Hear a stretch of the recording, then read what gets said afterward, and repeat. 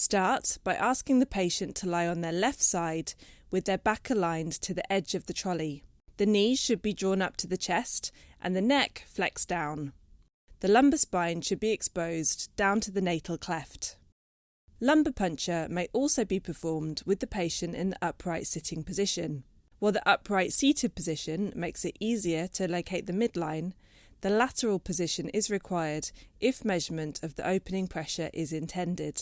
If measurement of the opening pressure is not intended, then either position may be used. Palpate the lumbar spine to find the L3-L4 or L4-L5 intervertebral space. These can be found using anatomical landmarks.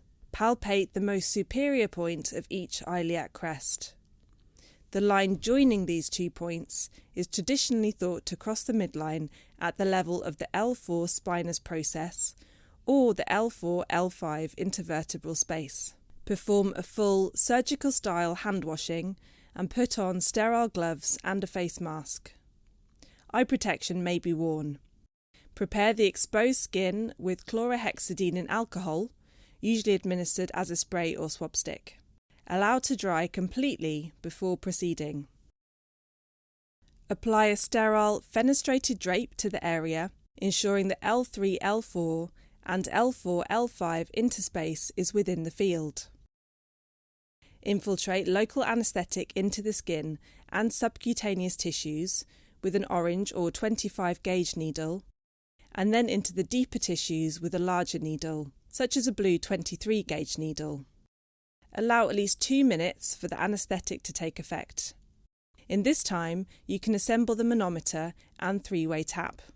There are 2 broad classes of spinal needle that may be used for diagnostic lumbar puncture: conventional and atraumatic.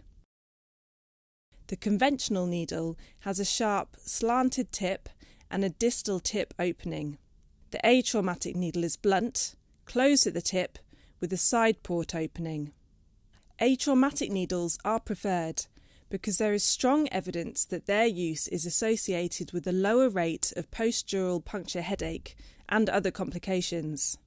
The atraumatic needle can be introduced through the same skin opening made for the local anaesthetic. A twisting technique is used along its axis to pierce the skin. Alternatively, an introducer needle may be used prior to insertion of the atraumatic needle to pierce the skin, as demonstrated here. Insert the introducer needle through the skin into the supraspinous ligament at the level of the L3-L4 or L4-L5 intervertebral space in the midline, in the trajectory intended for the spinal needle. The needle should be approximately 90 degrees to the skin surface and angled towards the patient's umbilicus. Then, holding the introducer needle steady, advance the spinal needle through the hollow of the introducer needle. Continue advancing the spinal needle through the interspinous ligament and the tougher ligamentum flavum. You should feel a gentle give or popping sensation as the needle pierces the dura and enters the subarachnoid space. Holding the needle firmly in one hand, withdraw the stylet from the needle and observe for CSF dripping from the end of the needle. When an opening pressure is needed, attach the manometer to the hub of the needle using the 3-way tap. Turn the tap to open the manometer and wait for the CSF to rise up the manometer and level off. This may take up to a minute or 2. 7 to 20 centimetres of water pressure is normal.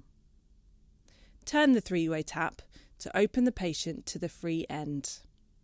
Collect CSF sample in each of the sterile specimen bottles and grey fluoride oxalate tube for glucose. Ensure that all specimen bottles are labelled accurately and in the order they were collected.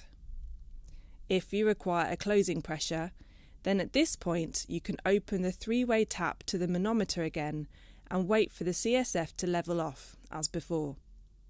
Remove the manometer and 3-way tap from the hub of the needle and replace the stylet. Then withdraw the spinal needle and the introducer needle and apply a sterile dressing. Dispose of any sharps in a sharps bin.